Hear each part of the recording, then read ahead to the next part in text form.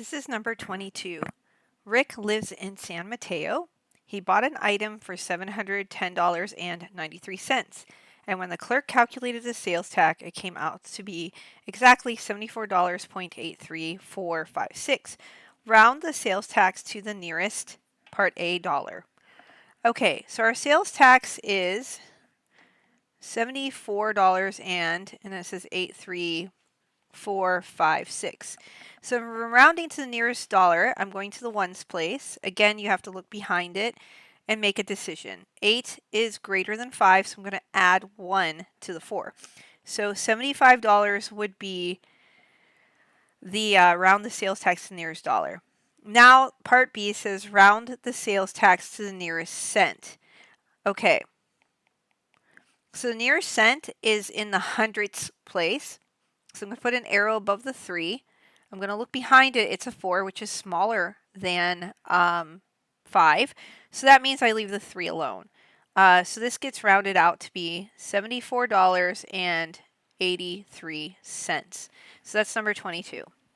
Okay, number 23 on the Unit 2 review says 32% is equivalent to what decimal value?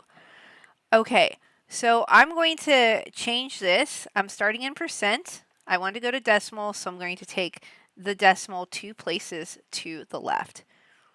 So 1, 2, it's 0.32. 24. What number is 60% of 270? Remember that is means equals, and of means to multiply. So what number... I'm going to let that be world famous X, is 60%. Now I have to change 60% to a decimal. And again, if I'm starting with percent and moving to decimal, I'm moving 2 places to the left. So 60, 1, 2 would be 0.60. So 0.60 times 270. Okay, and I'm going to rewrite that because that just looks super sloppy. All right. So in my calculator, I'm going to multiply 0.6 times 270 and see what I get. So 0.6 times 270, and that equals 162. So what number is 60% of 270? 162 is the answer. All right, let's look at 25. Marisol's family went to dinner. Together they purchased food and drinks totaling $76.24. Part A, if sales tax rate on the food and drink is 1.9%, find the sales tax amount on the food and drink purchase. Part B, if they plan to leave a tip where 25% of their food and drink purchase, not including sales tax, how much should they leave as a tip? And then part C, what is the total price of their breakfast including tax and tip? All right, so let's do part A. We're going to work on the sales tax first.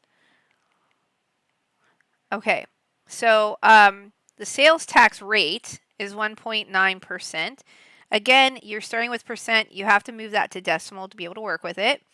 So I'm going to move the decimal 2 places to the left. And when I do that, I get 0.019. Now, to find out how much sales tax I'm paying, I take the total cost, which was $76.24, and I'm going to multiply that by the sales tax rate, which is 0.019. Okay, when I do that, I do 76.24 times 0.019, and I get 1.44856. Again, we're talking about money, so I have to round to the nearest cents, which is the hundredths place. The second floor is in the second 4 is in the hundredths place. I look at the digit behind it, it's an 8. That is greater than 5, so I'm going to round up. So $1.45 would be the sales tax rate. Part B.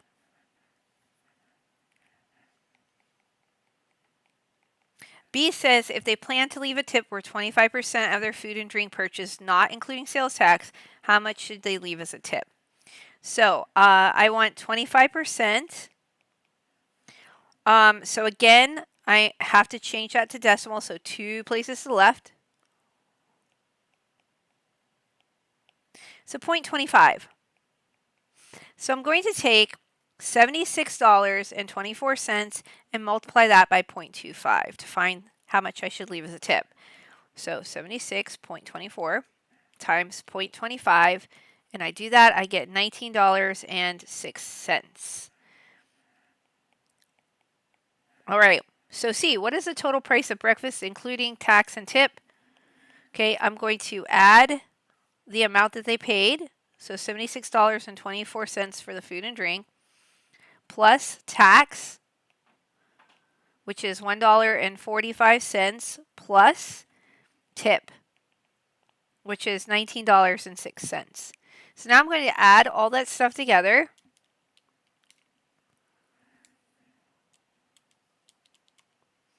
And when I do that, I get $96.75.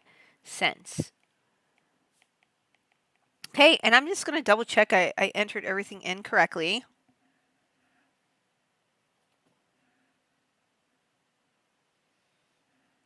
Okay, looks good. All right, so that's how you do number 25. 26 says to prime factor 165, use exponents for repeated factors.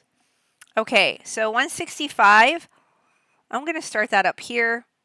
It ends in a 5, so I know it's divisible by 5. So 165 divided by 5 gives me 33. Now I know 3 goes into that because when I add 3 and 3, I get 6, and 6 is evenly divisible by 3. So this becomes 3 times 11. So the prime factorization of 165 is going to be 3 times 5 times 11. Okay, 27.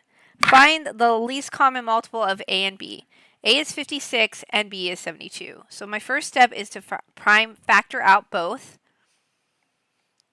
So 2 goes into 56, 28 times. 2 goes into 28, 14 times. And 2 goes into 14, 7 times. So 56 becomes 2 to the third times 7. And I can write that down here. And then 72. 2 goes into 72, 36 times. 2 goes into 36, 18 times. And then we continue on. 2 goes into 18 9 times, and 9 is 3 times 3. So 72, prime factorization of that is 2 to the third times 3 squared. So when I find the least common multiple, I look through each of my prime choices and I include the largest one. So I'm going to look through. I have a 2, I have a 3, and I have a 7. So the largest 2 is 2 raised to the third power out of either choice. The next one is 3 squared, and then I have a 7. So I got to include everybody. So this becomes 2 times 2 times 2 times 3 times 3 times 7. 2 to the third is 8 times 3 is 9, and then times 7. So 8 times 9 times 7 will give me 504. So this is my least common multiple, 504. All right, guys, I'm going to stop the video right here. Thank you for watching. So we did question 22 through question 27. So 22 through 27. Thanks for watching.